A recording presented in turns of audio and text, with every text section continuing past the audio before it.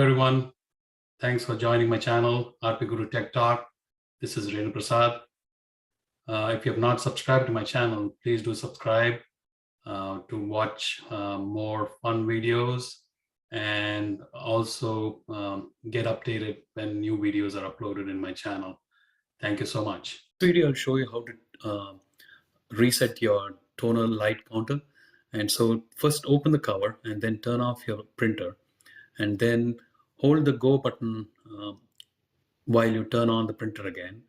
And when you do that, all the lights come on and the status button turns off. Once it comes off, take your finger off from the go button. Once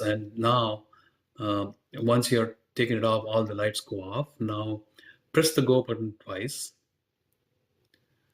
When you do that, the three lights come on, the toner, drum, and paper. And now press the go button 6 times. So once you do that, all the buttons light up and the status button turns green. And then you can close the door and you're all set. All the counters have been reset. Hope this helps you. Thank you. Bye.